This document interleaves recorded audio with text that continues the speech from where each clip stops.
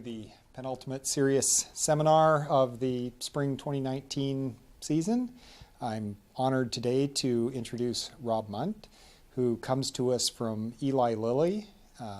He's been there working in cybersecurity for 18 years now. Another notable fact is that he comes from Purdue, and so it can give us an idea of what Lilly is doing and what you might be doing 18 years from now. Thank you. Great, thank you. So I'm going to move out here so I'm not quite behind the podium. Hopefully the camera can still stay with me. So wanted to talk a little bit today about keeping your online identity safe and a little bit about how modern application architecture is moving and how things are changing around authentication online today.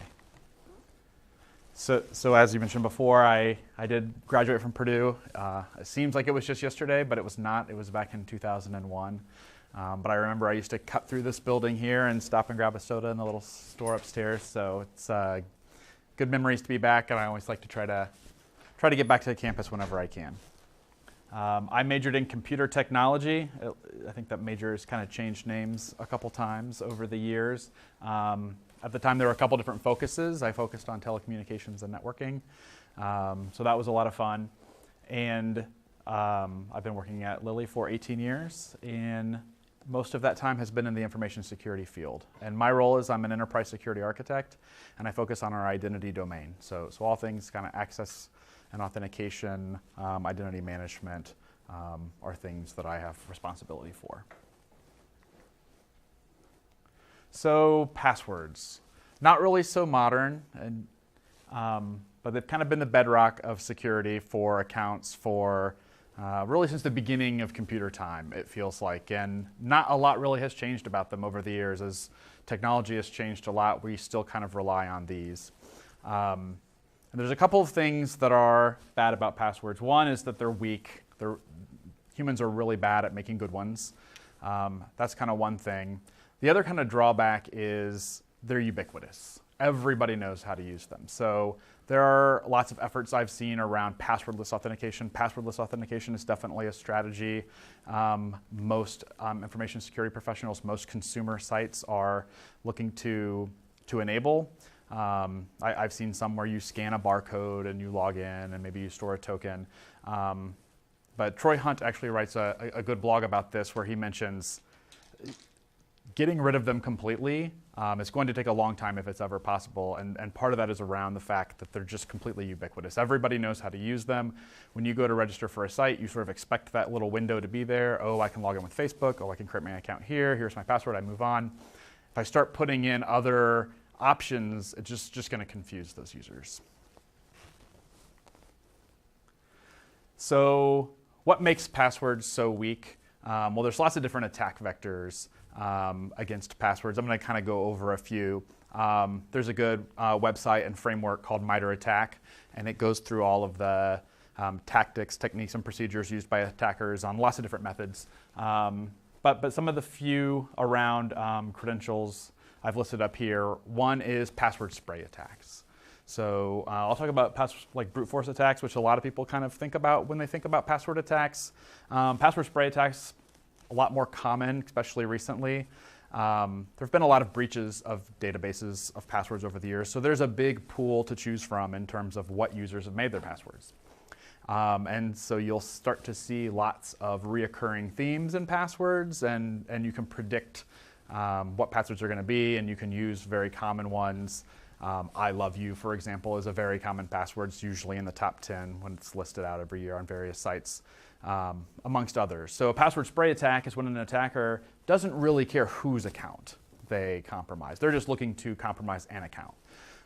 So they may have a long list of user IDs they've obtained somewhere, and they have a target site, and they just spray maybe the 10 most common passwords or 10 passwords they think are common for that particular site across every account that they have.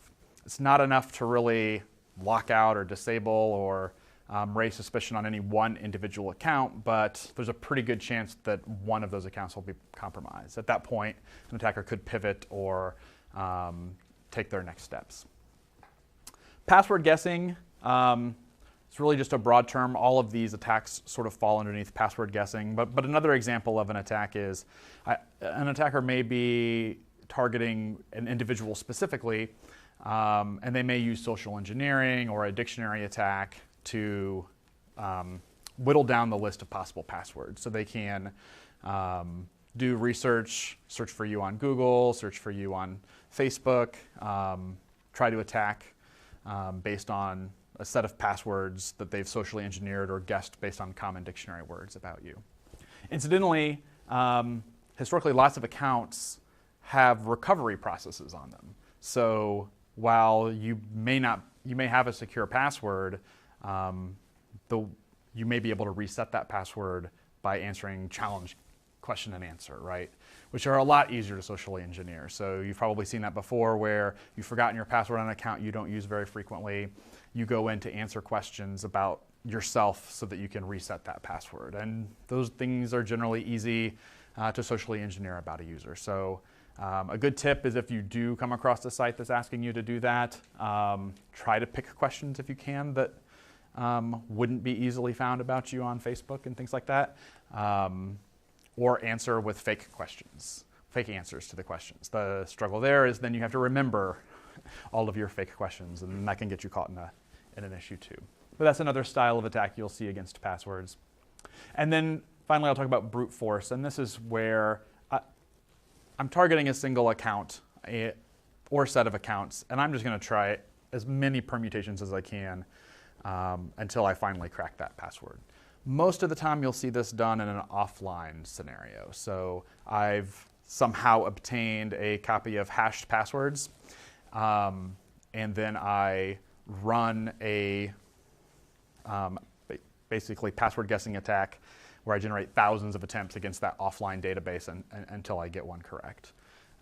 So a common method to combat this is password hashing. So typically sites, if they're storing a password about you when you're registering, they'll hash your password before it's stored. So your password hopefully is not stored in plain text. It's run through a one-way hash function. So it's a mathematical function. I can't explain all of what happens, but it basically takes your password, inserts it into the function, and a bunch of random characters come out the end. You cannot reverse that back to your password.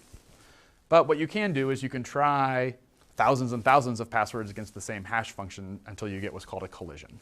So you find a hash that matches, and then you've basically determined that password. It takes a lot more processing power in order to do that because each time you have to run your password attempt through the hash function, which takes processing power. Does anybody know what a rainbow table is? This is another style of attack used. You see a couple head nods. Rainbow table is maybe a commonly available published table of passwords transformed into hashes for a given hash function. So if I did have a set of hashes, I wouldn't even have to go through the trouble of running my crack against them. I would just compare the hashes in the two tables until I found a match. And so a common method to combat that is a method called salting, right? So now when I hash the password, I'm going to add a salt value, which hopefully is unique per account, which again is going to just add one more layer of complexity. Mostly combats rainbow tables because the rainbow tables won't have accommodated for the hash that you've chosen, and you force those users back into using high processing power to brute force. So you'll see a lot of the information security is a lot about back and forth. An information security professional puts in a mitigation against an attack, and the attackers find a way around it, and then information security has to respond. And so that's kind of the role that you play as an information security professional. Is your job is never really done. You've made something better until at which point that's obsolete, and then you have to make it better again.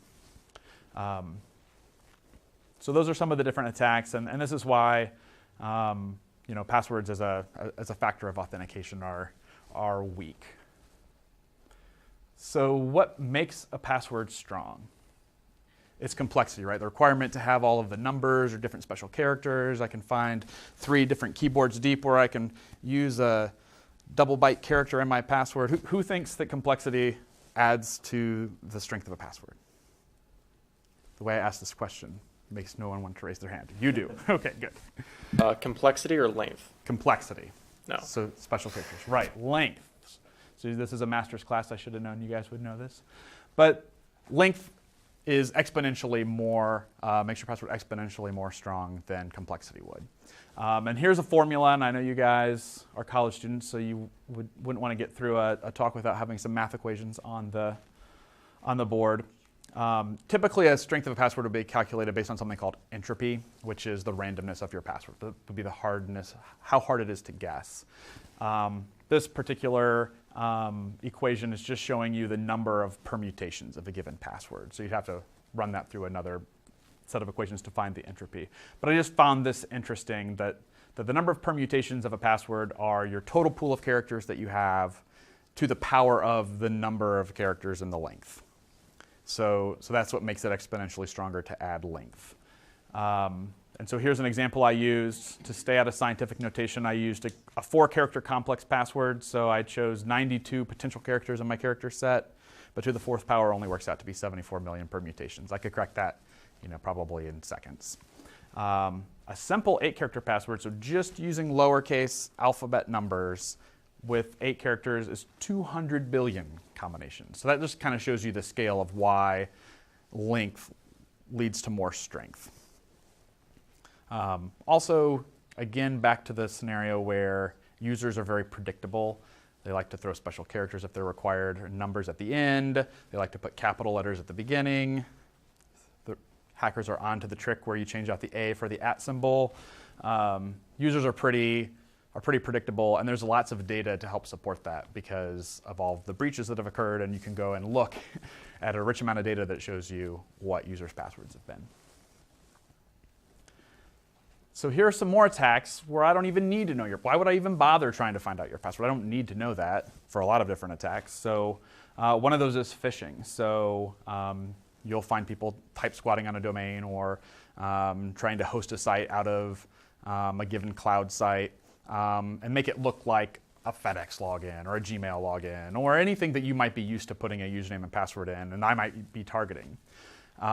And then I send you an email and you click on the link and you think, oh, I have a package. Because at this point, everybody has a package coming to their door at pretty much all times, right? So pretty good chance if I send you something from FedEx or UPS, you might click that link. I prompt you for a password. You might enter it and give it to me. I didn't even have to go through the trouble of cracking it or guessing it. Credential dumping is another one. This is sometimes combined with phishing. Many times when you click on those links, malware can be delivered as part of that, and remote control of your system could be obtained by that user. So just by clicking on that link, there are many styles of attacks that can inject malware or remote control type software, and now I can start to dump passwords out of password stores or caches, and I never needed you to even type them in for me.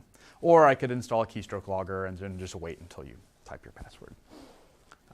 Access token attacks, these are sort of more modern style attacks. One example of an attack that you'll see is on OAuth access tokens.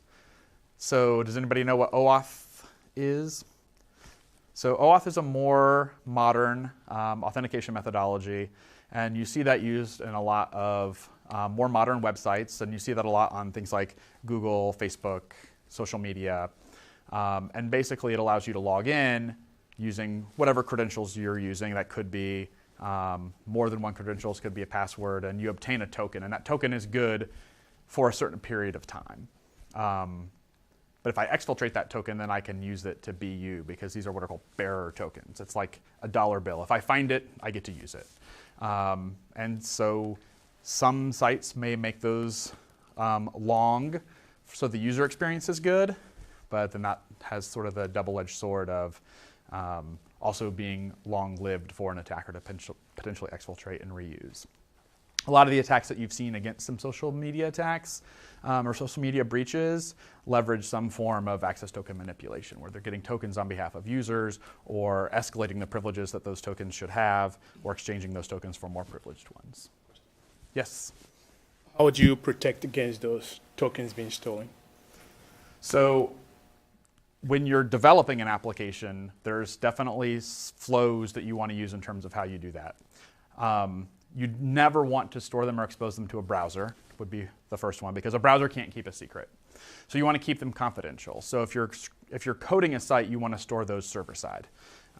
so that they're really never exposed to the user. You have complete control as a user. If you do store them in the context of a device, you need to understand what the security controls exist about that device and make decisions around length, how long of expiry that you would want to make that token, and store it in a secure encrypted place like the iOS keychain, for example. And there's lots of documentation on certain different types of flows, right? If you have a single page app, for example, where you're running a lot of JavaScript within the app, and you're not running really a lot of server-side code, you would expose a token. So you would want to choose a different methodology or a different flow in order to protect against that. So it goes back to the concept of security by design. So no one thing is going to protect you from an attack. You need to take a look at the overall landscape of what you're dealing with. How sensitive is my data? What type of application am I using? And what are the different attack methods against that? And what are the best set of mitigations? And you don't want just one, right? If you're relying on just one set of mitigations, you're probably already going to lose. But those are some of the things that you would want to think about in terms of building that application to be secure by design. But thanks, that's a good question. Another thing to be careful of if you do use things like social media to log into other sites or to connect to third-party applications within a social media site, is that those applications are registered on your behalf to obtain tokens. And you can go and look in a lot of those applications to see where you've delegated those rights. And so going to look at that to see that you still want to be a part of that third-party app would be important. Think about that as you choose whether or not to log in with a social media account to a given site. They'll usually give you a notification saying, hey, do you want to allow this site to be used for authentication? And they might share data too. So those are things to just watch for as you're making those choices. So I think we've sort of beat the password up enough. We understand that even though it's going to be around, the goal should be to get rid of them. And as a standalone factor of authentication, we should try to avoid that. So multi-factor authentication is definitely something that would help protect against all of those password attacks, right? So at this point, we can make a strong password, and we should, but we know that that's not going to be enough. If somebody wants to hack that account or compromise that account based on that password, they're going to. So anytime you can enable two-factor authentication or multi-factor authentication, this is where you take at least one factor from each of these categories, typically defined as something you know, so that could be like a password or a PIN or some sort of secret. Something that you have, that could be your smartphone, where you might get an SMS text or a call. There are some smartphone apps. I have a YubiKey that I carry around that's a hardware key. That's something that I have. And something that you are. So this would be like a biometric. So any combination of two or more of those are choices that you can make when you're setting up an account. Lots of online accounts make this optional. If it's even available at all, they don't require it. And so sometimes you have to dig around in the settings to find it, but you should always enable it. And the thing that I always say as well is not all multi-factor is created equal. There are definitely some that are stronger than others. SMS text being one that's really weak, both because it's relatively easy for attackers to intercept those. Attackers can phish you for those the same way they could phish you for a password. And it doesn't really technically fit the two different categories, because even though I texted something to your phone, I texted you a one-time password, and that's still something that you know. So there's debate as to whether or not that really should be considered a factor or not. It mostly does fall underneath as something that you have. But it would be weaker than, say, using the Google Authenticator app or any types of other authenticator apps that you can integrate with third-party applications.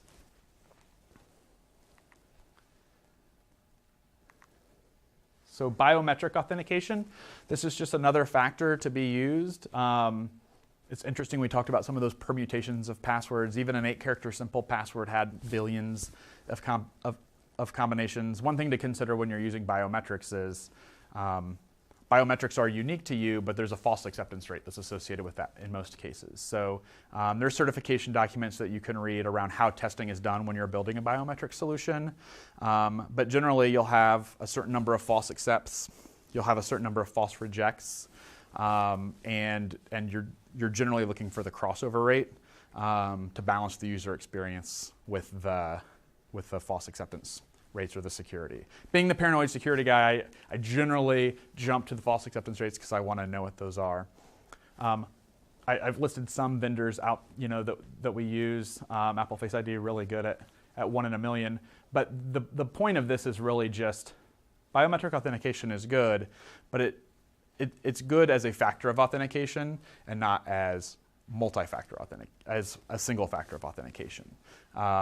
And it's best when tied to a specific device with additional controls. So back to my comment before about it's really what that overall story is.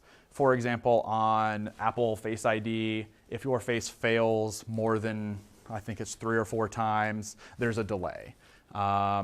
Or it may force you to enter your passcode back up because you failed too many times. And that mitigates against somebody trying to brute force spoof your attack.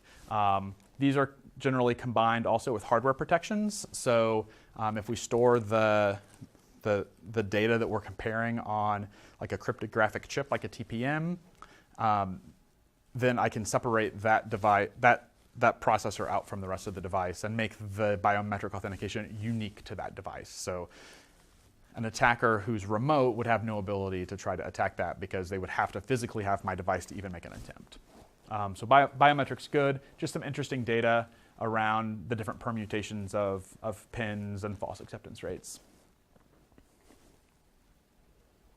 So in general, like I said, we want to get away from passwords. So a lot of multi-factor authentication today would be something you know and something that you have. That's really common. That's probably the default you find at most sites.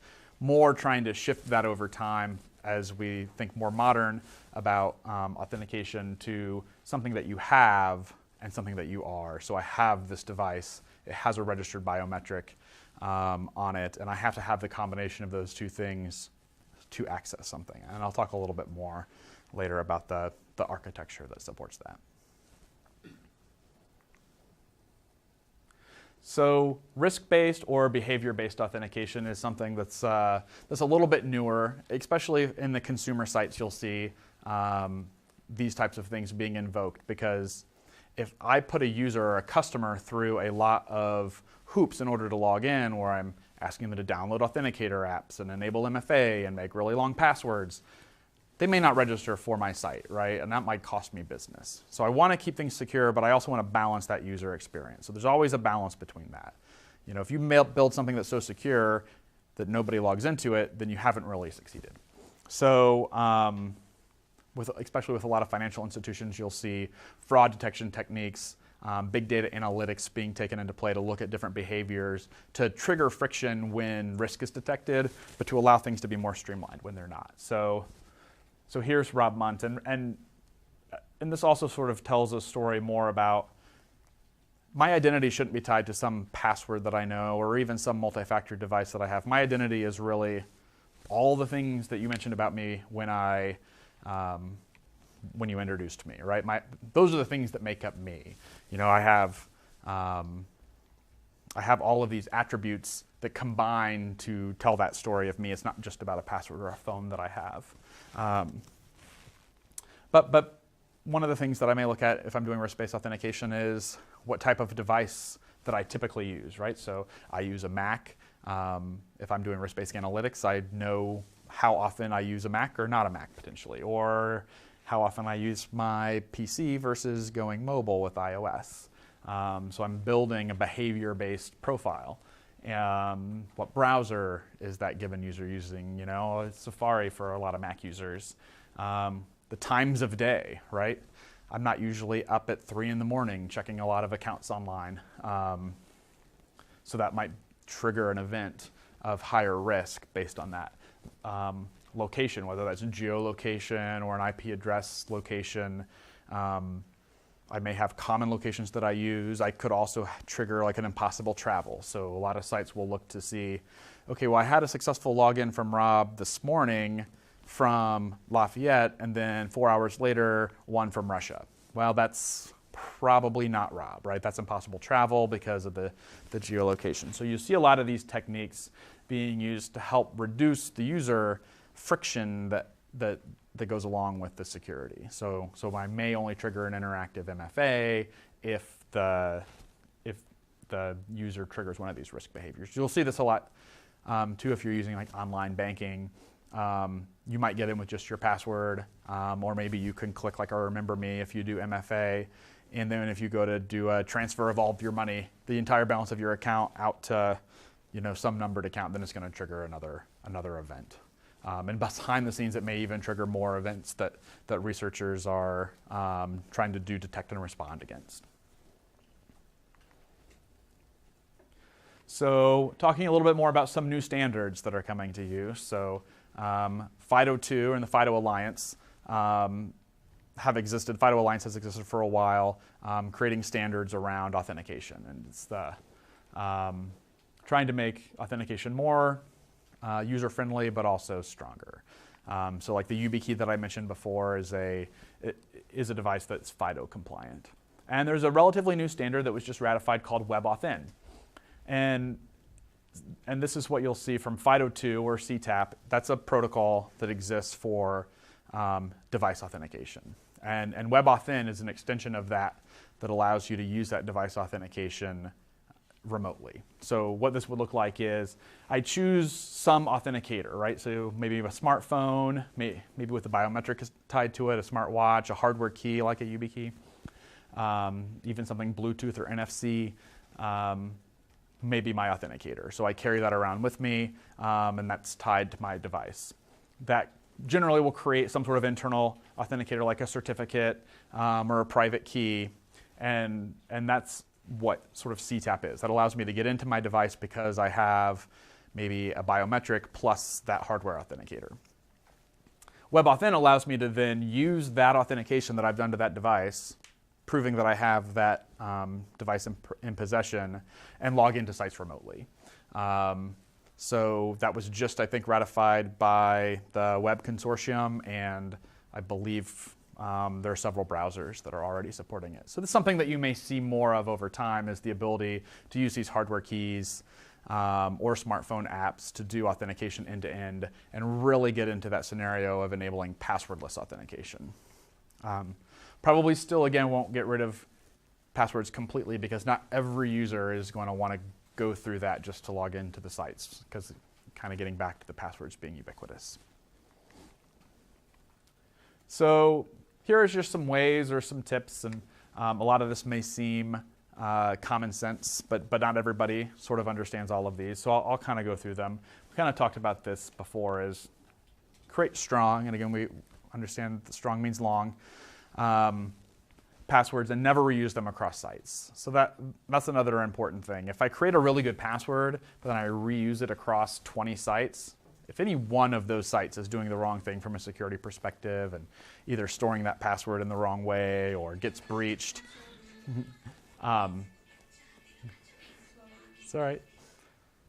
So if one breach could lead to 20 breaches, right, if I use the same password. So that's all about reducing your blast radius, right? And that's something that security professionals think of too. So you want to be able to protect your assets against an attack, but if one asset is compromised, you want to limit the blast radius to just that one asset. So that applies to more than just passwords in an information security world, but it goes back to the what are the tactics, what are the TTPs that attackers are using, what's the best way to mitigate my risk? How can I stop or limit the damage in the event of an attack? So don't reuse your passwords across sites because you're increasing your blast radius.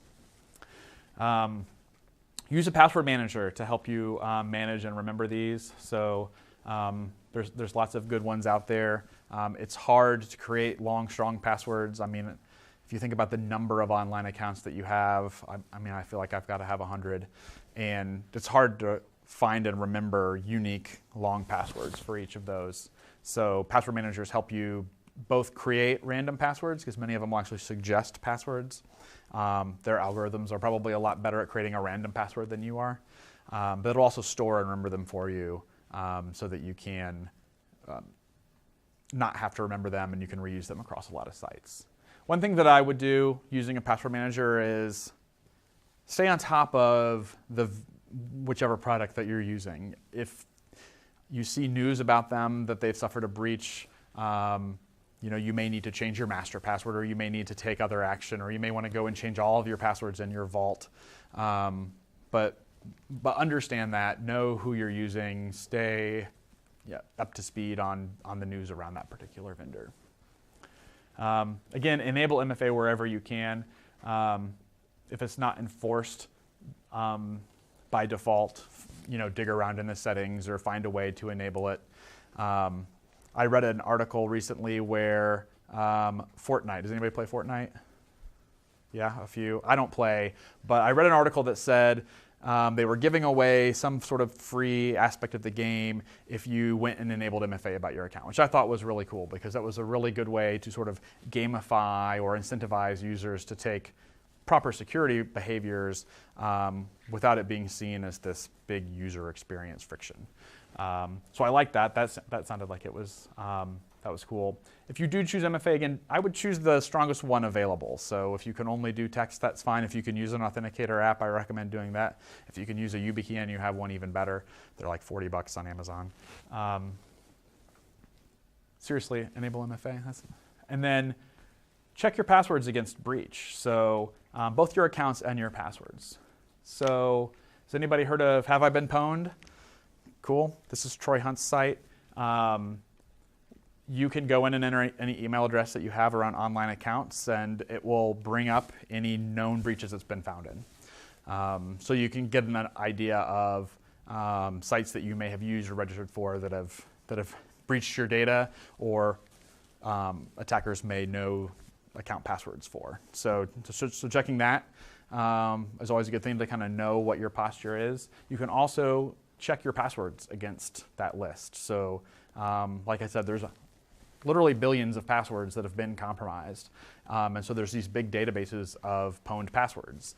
And you can check a password that you're attempting to use against the list to see if it's in that list. So it'll come back and tell you, oh, you want to use the password 123. No surprise, that one's probably been pwned. So that's a good site. And again, Troy Hunt writes a pretty good blog.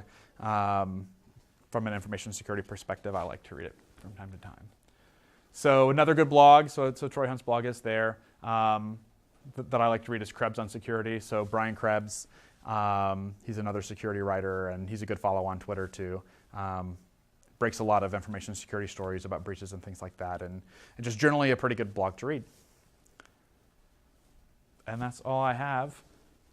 I think we're probably ending a little early, so hopefully that's okay with everybody. Any questions? Sure. How much behavior data do you actually need to be able to confirm behaviors are from a specific person? Yeah, so that's a good question. So the question was, how many behaviors or how much data do you have to really make a good determination about a user? So it really depends on the algorithm that you're using and what kind of machine learning is behind that. So it may be that you would implement something and then gather data for a while to try to learn what the outliers are. You probably also start with things like impossible travel that aren't so much behavior-based, but are based on things that indicate higher risk. So I don't know if there's an answer of this many attributes or this many logins, but if I had 5 logins for you and the 6th one was from a unique location, what I may do is take an iterative approach. So I may write my algorithm to say, okay, 5 logins from Lafayette, that's great. 1 from Indianapolis, that's a little weird. I'm going to prompt for an MFA, or I'm going to ask them to take an action, or maybe I'll just let them in but send an email to their account. Hey, do you know that you had an attempt in Indianapolis? If that wasn't you, call us, call our help desk. If that escalates, right? So then now I get 100 straight logins. All of them are from central Indiana, and then I get 1 from Russia. Now I might block access or things like that. So it's an adaptive approach. I don't think that there's one right answer. A lot of it is about, when you talk about machine learning, what you're really doing And I get questions about kind of like AI and machine learning, and what I kind of say is AI is not, it's not like what you see in the movies with like iRobot. It's really just having a whole bunch of data and having computer programs that can write decisions based on that data. So the more data that you have, the more predictive your algorithms can be, and then you can take action on that. A lot of the folks who are doing this too also share data. So it's in everybody's best interest to know what common breaches may be. So there may be some information sharing going back and forth to say, hey, this is a blacklisted IP. Maybe everybody would want to know about that. Other questions? If there's always going to be outliers, like someone moving or someone changing their habits or getting a new job, are we always going to have to fall back to those manual things like passwords and security questions? And if so, why don't we just make sure that there's always a password in place and look for behavior as well? I don't understand why we have to get rid of the password altogether and only keep the behavior. So you don't.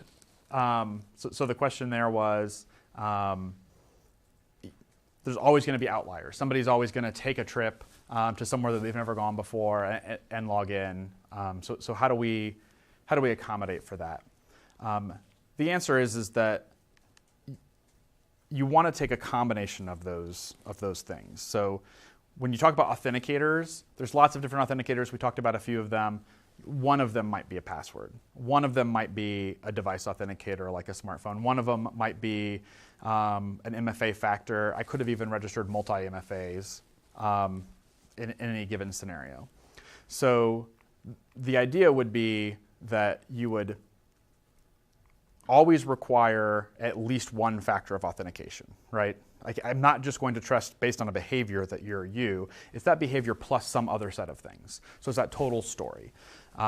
If I do get a behavior that is an outlier and I combine that with something that I have low confidence in, like a password, okay, so an example may even be I log into this site and I never say remember me. I always want the interactive MFA, right? There are some sites that allow you to say, hey, this is a private computer, or remember this computer, Amazon lets you do that. I typically don't, right? I want to use the prompt for MFA, and so I do. If there's a transaction that triggers that hey, somebody clicked the remember me button, and I know that Rob usually doesn't, now I might trigger an action, right? But it's always that combination of things. Like, I have to, if I'm going to let this user into the site, that total combination of things needs to give me a high enough probability that that's him, even accommodating for the outliers. Other questions? Yeah.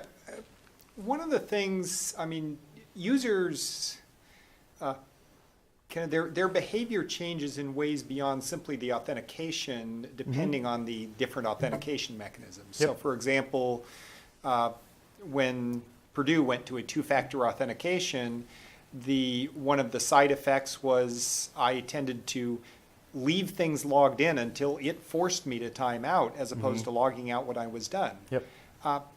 How does that, I mean, how do you account for things like that in deciding on authentication? So one thing I've learned is that you can never account for what people might do, right? So you can try, but people will do things that you do not intend them to do. And the more friction that you put in front of a user, the more they'll try to alleviate that friction.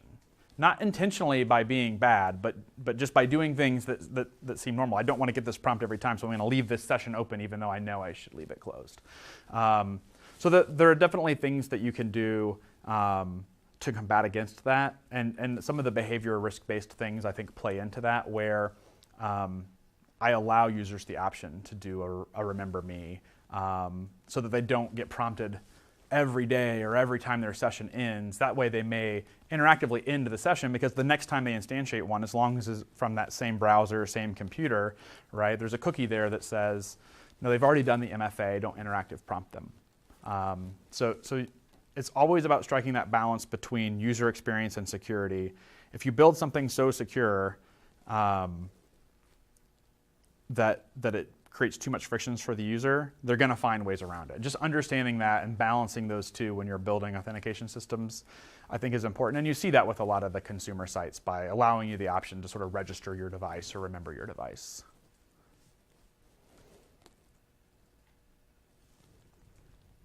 Other questions?